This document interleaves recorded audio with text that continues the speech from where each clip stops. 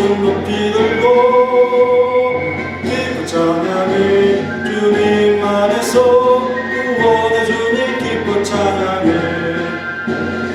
기쁜 찬양해 주님 안에서 소리치며 두 손 높이 들고 기쁜 찬양해 주님 안에서 구원의 주님 기쁜 찬양해 원대신 주께 영광 돌리세 우리는 주님의 백성이니 함께 모여라 기쁜 찬양해 주님 안에서 소리치며 두 손 높이 들고 기쁜 찬양해 주님 안에서 구원의 주님 기쁜 찬양해 기쁜 찬양해 주님 안에서 소리치며 두 손 높이 들고 기쁜 찬양해 주님 안에서 구원의 주님 기쁜 찬양해 높여서 한번더 기쁜 찬양해 주님 안에서 소리치며 두 손 높이 들고 기쁜 찬양해 주님 안에서 구원의 주님 기쁜 찬양해 기쁜 찬양해 주님 안에서 소리치며 두 손 높이 들고 기쁜 찬양해 주님 안에서 구원의 주님 기쁜 찬양해 왕대신 주께 영광 돌리세 우리는 주님의 백성이니 함께 모여다 기쁜 찬양해 주님 안에서 소리치며 두 손 높이 들고 기쁜 찬양해 주님 안에서 구원의 주님 기쁜 찬양해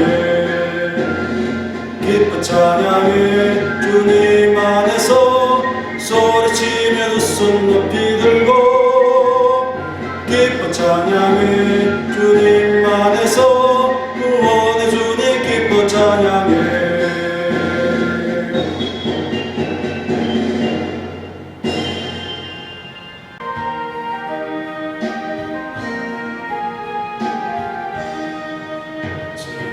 지금까지 지내온 것 주의 것이오니라 말이 없는 주의 삶 어찌 이루 말하여 자라게나 주의 손 항상 살펴주시고 모든 일을 주 안에서 평통하게 하시네 인도함도 연약한 세임 받아 살았네 뜻이 무엇이 주의 은혜 족하다 사랑없는 거리에 검은 성 기댈 때 주의 손을 굳게 잡고 찬송하며 가리라 다시 배울 날이 날로 날로 다가와 온진 주께 맡겨 어서 날도 멀잖니 나를 위해 예비하신 고향 집에 돌아가 아버지의 품 안에서 영원토록 살리라. 다같이 묵상 기도드리겠습니다.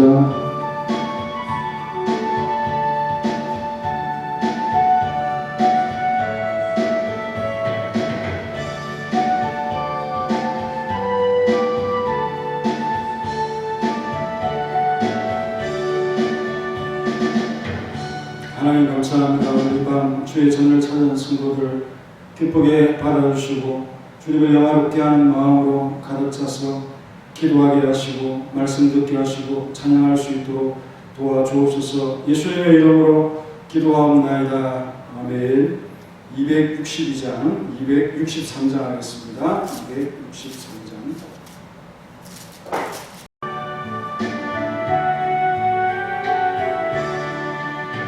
이 세상 엄하고 나비로 약한 열기도 힘쓰며 검은 권능 없겠네. 주의 은혜로 대속받아서 피와 같이 붉은 죄 같이 이겼네. 주님의 권능은 한없이 거니 돌 같은 내 마음 녹여주소서. 주의 은혜로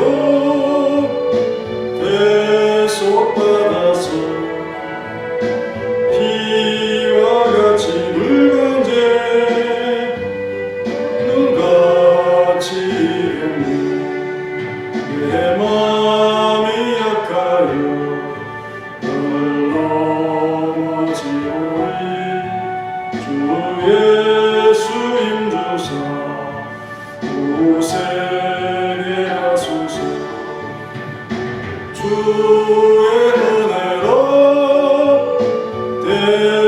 대속받아서 피와 같이 붉은 죄 눈같이 이겼네. 높여서 주의 은혜로 대속받아서 피와 같이 붉은 죄 눈같이 이겼네. 세상 받으니 새 사람 되어서 주 앞에 서는 늘 찬송하겠네. 천천히 주의 은혜로 대속받아서 피와 같이 붉은 죄 눈같이 이겼네. 아멘.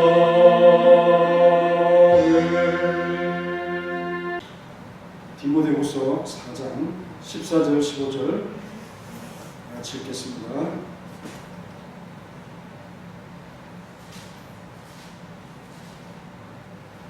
디모데후서 4장 14절 15절. 우리 세공업자 알렉산더가 내게 해를 말했으며 주께서 그 행한 대로 그에게 갚으시리고 너도 그를 주의하라. 그가 우리 말을 심히 대적하여 합니다. 복음의 대적자에 대한 의로운 자세, 이런 제목으로 디모데후서 4장 14절 15절의 말씀을 상고하겠습니다. 바울은 이 복음을 전하면서 많은 대적자들을 만났던 사람 가운데 한 사람입니다.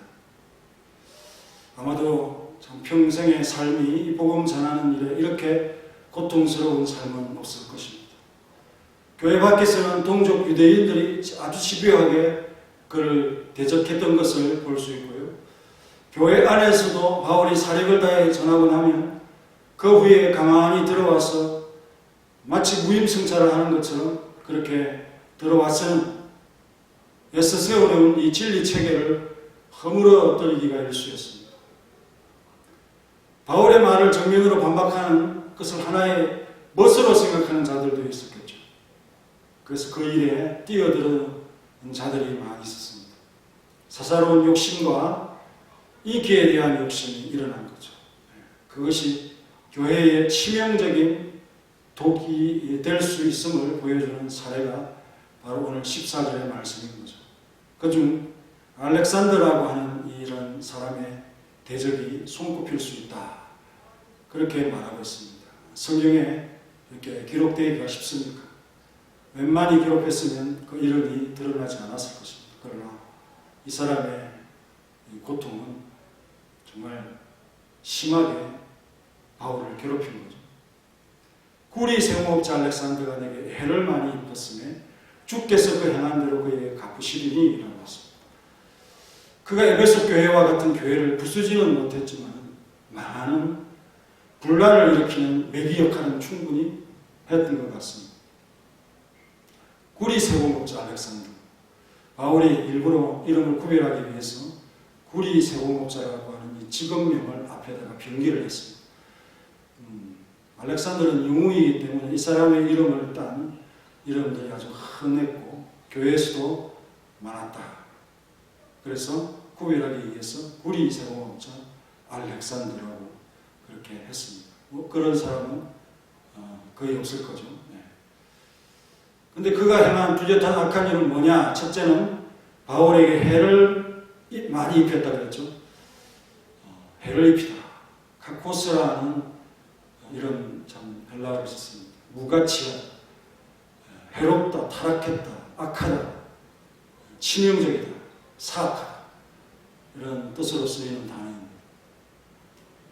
바울이 말한 해를 입혔다는 말, 때로는 어떤 사람을 고발한다라는 뜻으로도 사용되었는데 그때는 중상모략한다 그런 표현이 되겠죠. 그래서 바울이 뒤늦게 그의 실체를 알 수 있었을 것입니다. 16절과 연관해서 보면 내가 처음 변명할 때라고 했습니다. 이것은 법정 용어죠. 아마도 재판에서 그에게 불리한 고발을 한 장본인이 이 사람이 아니겠는가.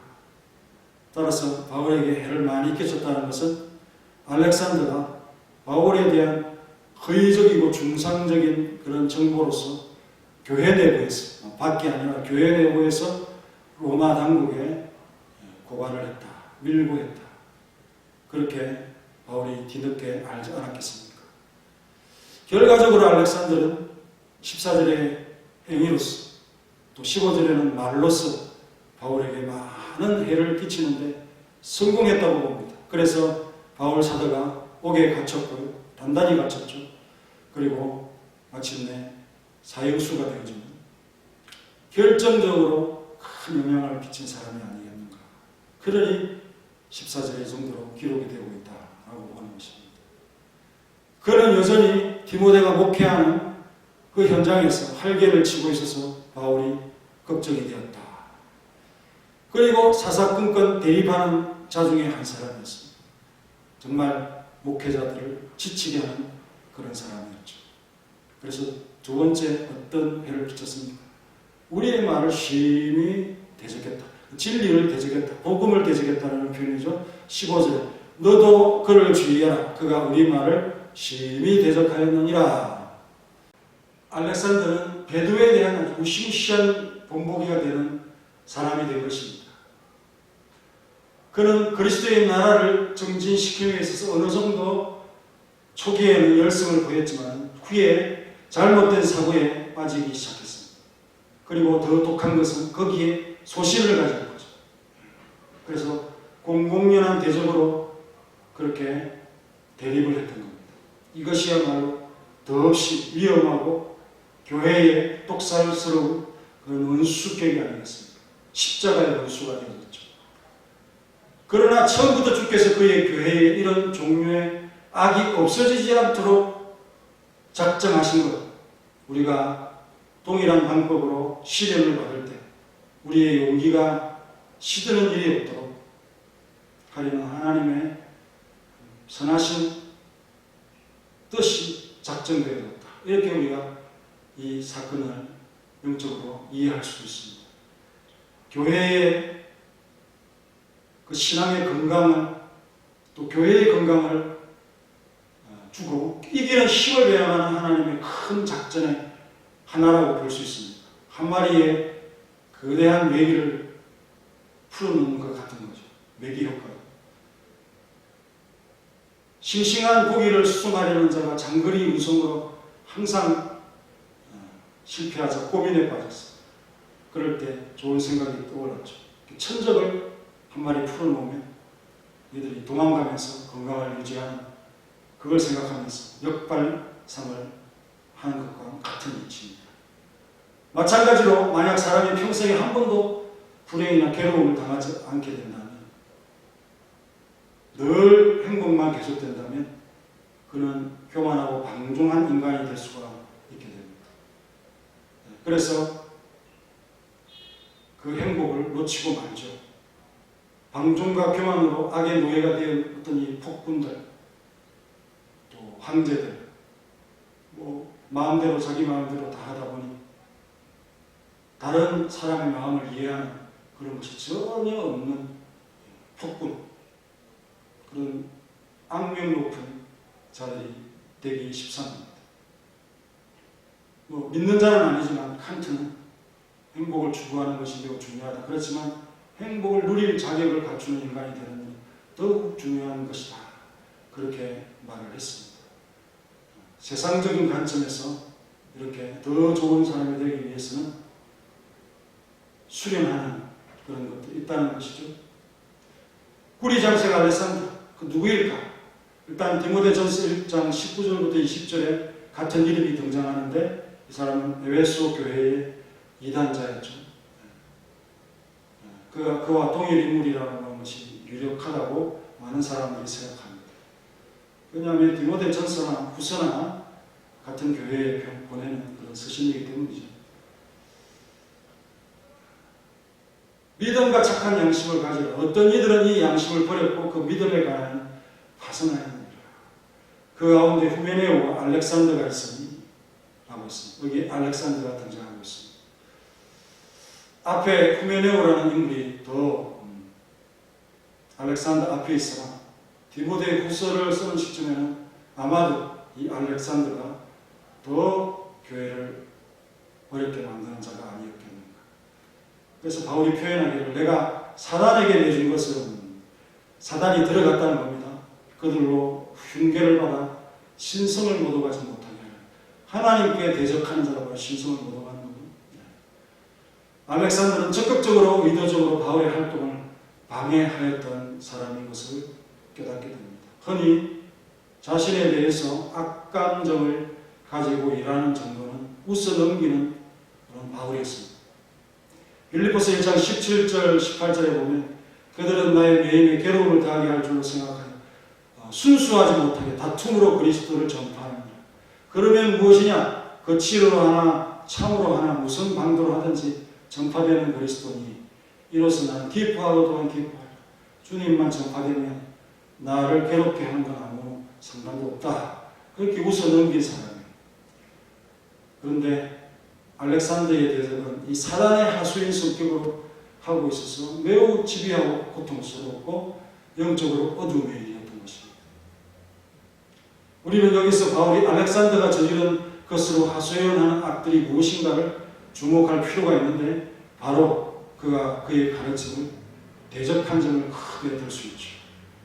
디모데에게 영향을 미치고 교회에 악영향을 미친다는 그런 악한 일을 했다는 것입니다. 그래서 15절에 너도 그를 주의하라. 그가 우리 말을 심히 대적하였느니라 라고 했습니다. 이 알렉산더는 바른 일을 하려고 하는 사람들에게 주의를 요하는 인물이었다는 거죠. 너도 그를 주의하라. 바울 사도는 디모데가 알렉산더와 같은 자를 괜히 선히 보는 것을 원치 않았습니다. 그래서 그와 말을 나누는 것을 경계하고 있습니다. 그는 디모데전서 1장 19절에서 보듯이 선한 양심이 없고 믿음은 파선나였던 그런 자였던 거죠. 그렇다면 결코 교회에 유익이 없는 자인 것입니다. 무가치한 것입니다. 해악을 끼치는 자죠. 디모데는 알렉산더를 주의하고 그를 경계해야 한다고 권면하고 있습니다. 디모데가 바울이 죽은 후에 알렉산더의 다음 표적이 될 수도 있기 때문이죠. 알렉산더는 이단자로 여겨서 그와 어떤 교제도 삼가야 하는 대상인 것입니다. 디도서 3장 10절에 이단에 속한 사람을 한두 번 훈계한 후에 멀리하라 했습니다. 이미 사단에 넘어간 자를 섣불리 돌이키려고 하다가 교회에 많은 악영향을 끼칠 기회를 주고 마는 것을 경계하는 말씀인 것입니다. 예수님께서 유다를 미리 내치는 것과 같은 것이죠. 유다는 후에 충분히 해를 끼칠 수 있는 성향의 사람이 아닙니까? 알렉산더로 말하면 그의 직업상 처음부터 대단한 논쟁자로서 교육을 받은 사람은 아니죠. 그러나 집안에 있는 원수들은 항상 해를 끼치기 위해서 어느 곳에서나 위치해 있다라고 볼 수 있습니다. 그리고 그런 사람이 붙들리는 사악함은 항상 세상과 짝짝꿍하는 것입니다. 그래서 약한 세력이 아닌 것이죠.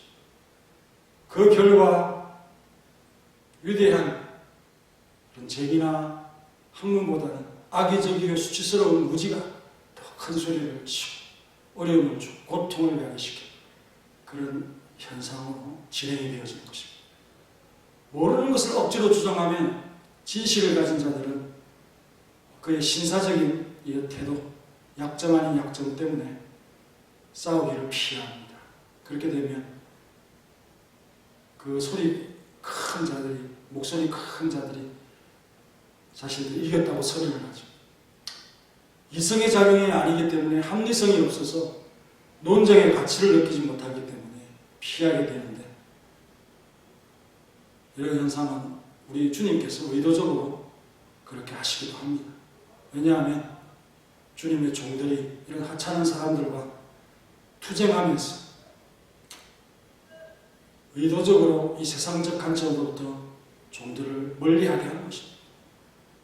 그들이 이런 바울의 인지도를 이용해서 아주 즐거움으로 삼고 허황된 그 지혜를 가시하지 못하게 하는 것이죠. 그 개인에게는 인기가 없지만 바울과 논쟁한다 그러면 그 급이 달라지지 않습니까? 그런 것을 노리는 사람들이었던 거죠. 바울은 디도서 3장 9절에 그런 피해를 아주 충분히 깨닫고는 그러나 어리석은 변론과 족보 이야기와 분쟁과 율법에 대한 다툼은 피하라. 이것은 무익한 것이요 헛된 것이니라 라고 가르칩니다. 교회에 아무런 유익이 없다는 거죠. 그리고 결과는 헛될 뿐이다. 끝없는 족보 이야기로 그렇게 조상의 자랑스러운 알려지지 않은 이야기들을 그렇게 나눈다고 해서 어떤 의미가 있겠습니까? 성경으로도 충분히 그런 교훈들이 있지 않겠습니까? 그것만이 사실인 것입니다. 그것이 일시적으로 수세일 수 있으나 장기적으로는 그들의 활동을 약화시키는 전략이기 때문에 주님은 섭리적 차원에서 그렇게 하시고 계십니다.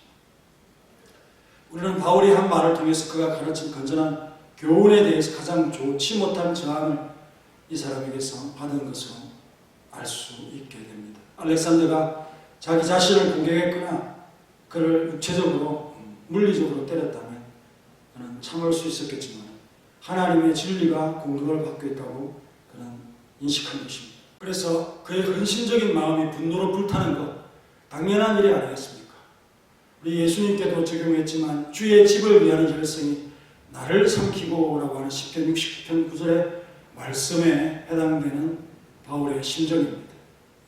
그리스도의 모든 지체들에게 적용되고 있는 그런 말씀이죠. 우리는 이와 같은 말씀으로 진리를 사랑하고 또 진리의 기둥행과 트인 교회를 사랑하는 그런 마음을 가지고 이런 일에 열정이 불타올라야 한다는 것입니다. 그래서 진리에 반대하는 그에게 강력하게 저주와 같은 이런 표현을 쓰고 있습니다. 주님께서 그에게 갚아주실 것을 요청하고 있는 것이죠. 14절에 주께서 그 행한 대로 그에게 갚으시오. 참 무서운 말입니다. 주님께서 갚아주시리라. 바울의 또 다른 면을 보면 그는 사적인 공격에는 훌훌 털고 기분 좋게 뒤돌았습니다. 16절에 그런 모든 사람들이 자기를 버리고 떠난 것을 말하고 있는데요. 그들에 대해서 기분 나쁜 기도를 하고 있지 않습니다. 오히려 그들을 이해하려고 기도를 하고 있습니다. 그렇지만 알렉산더에 대해서는 다른 어떤 마음으로 엄격하게 가차없이 저주의 말을 표현하고 있습니다. 그러나 실제 그와 직접적으로 다투려고는 하지 않습니다. 주께서 그 행한 대로 그에게 갚으시리라고 한 것이죠. 그 하나님께서 다른 사람을 용서하시길 바라는 것은 그들이 공포를 만나면서 연약으로 그렇게 떨어져 나간 것이기 때문에 연약함에 대한 기도를 올리는 것입니다. 우리는 우리의 형제들의 연약성을 동정해야 옳지. 그러나 알렉산더와 같은 이 악의와 신성모독적인 이 오만함으로 진리에 대항하고 하나님 앞에 대항했다면, 그리고 한때 고백한 진리를 공공하게 공격하고 성령 체험에 대하여 그가 육으로 돌아가는 이러한 모습, 이러한 사악은 도무지 긍휼을 받을 자격이 없게 되는 것입니다. 그러나 우리는 이 재앙에 대한 이 기도에 있어서 바울이 마치 과도한 분노로 휩싸여 정신을 잃은 것이다, 옳지 아니하는 그런 공격이다, 사람에 대한 공격이다, 이렇게 인본주의적으로 생각할 필요는 없습니다. 그가 알렉산더에게는 영원한 파멸을 저주하고 다른 사람에게는 자비를 마음을 가지고 기도하는 것, 하나님의 영과 잘 조정된 열성에 의해서 그렇게 하는 것입니다. 바울이 여기서 하늘의 심판을 선언하는 것은 성령의 인도하심을 따른 것이라는 거죠. 그리고 하나님의 진리가 얼마나 귀중한지 그가 알기 때문에, 교회가 얼마나 소중한지를 알기 때문에 바로 알렉산더와 같은 악의적인 의도를 가지고 교회를 파괴하는 자들에 대해서 하나님께서 당연히 그에게 보응하실 것임을 믿고 확신을 가지면서 이렇게 14절의 말씀처럼 기도할 수 있는 것이고, 그러나 우리 주변에 흔히 있는 연약한 자들에 대해서 비록 그가 개인적으로 나를 괴롭힌다 할지라도 그를 위해서, 연약함을 위해서 자비를 구하는 기도를 하는 우리 모두가 되시기를 간절히 바랍니다. 하나님, 알렉산더와 같이 바울의 복음 전도를 이렇게 막무가내로 대적하는 자가 있었습니다.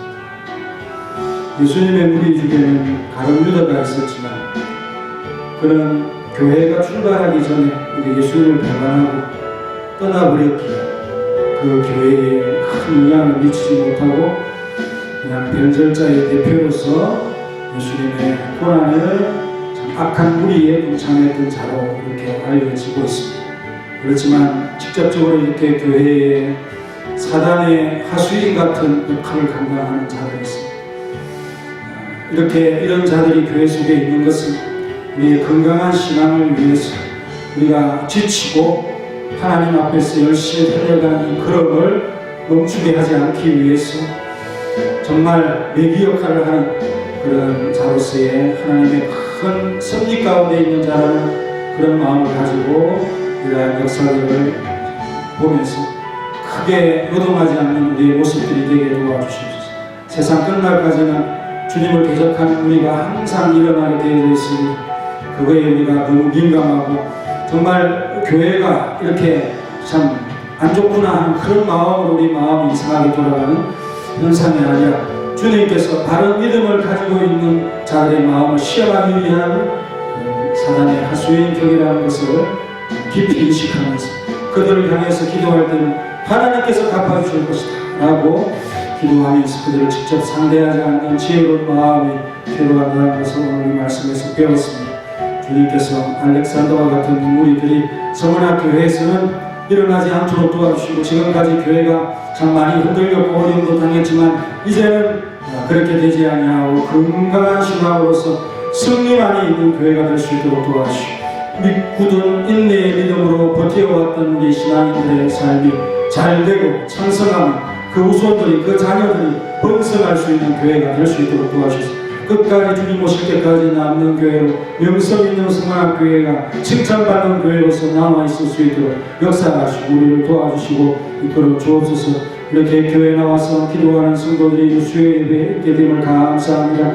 참 날마다 매주에 이렇게 찾는 우리 성도들이 되게 하시고 우리 권사님들이 교회 봉사를 위해서 열심히 나오게 하시고 기도하는 마음을 위해서 나오게 하시고 주님 앞에 고려 나를 빨리 참 지나가게 해달라는 그런 기도를 하면서 앞선 성도로서 믿음의 기도를 할 수 있도록 주께서 역사하시고 우리가 이 참 세상과 이 세상의 흐름에 마구 흔들리지 않도록 주께서 역사하시고 섭리해 주시고 어려움이 있을 때 더 깊이 기도하며 눈물이 있는 기도를 통해서 건강한 신앙을 유지해 갈 수 있는 사랑하는 모든 성도들이 될 수 있도록 도와주시옵소서.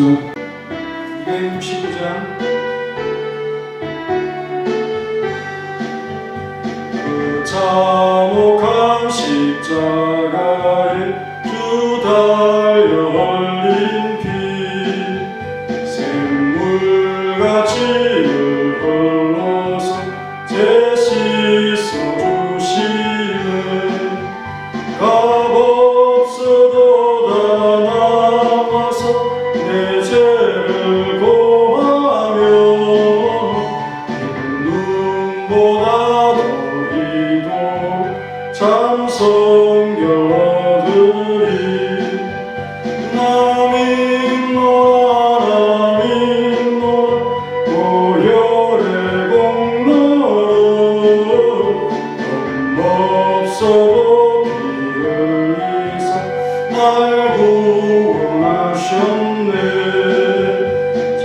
흉악한 왕강도는 제 죄를 깨달아 죄 없으신 주 예수를 구주로 믿었네 내 지은 죄 흉악한 주 예수 믿으며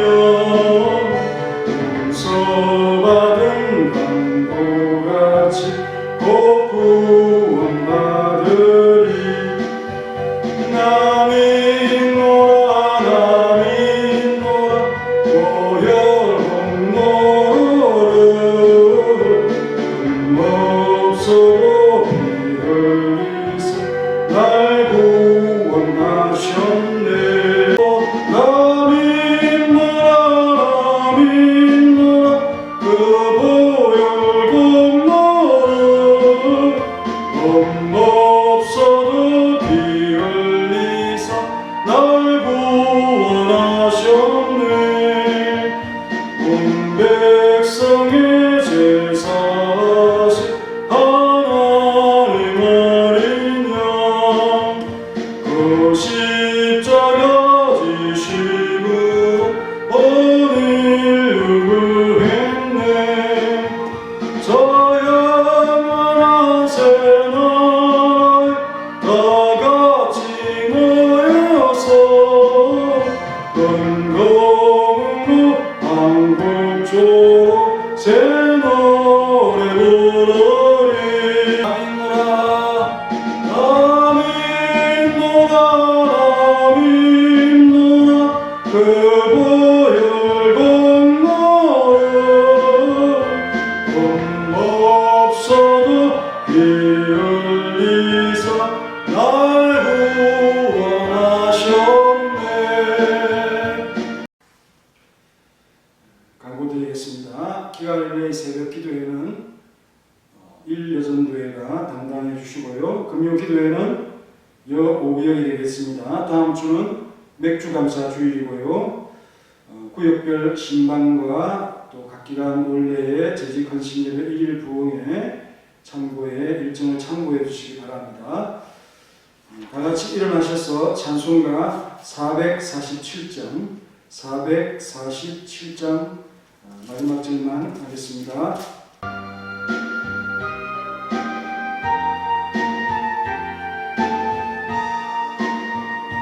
저 영광 빛난 곳을 주 허락했으니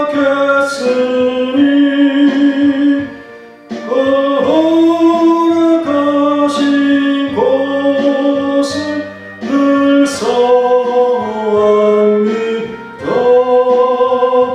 끝까지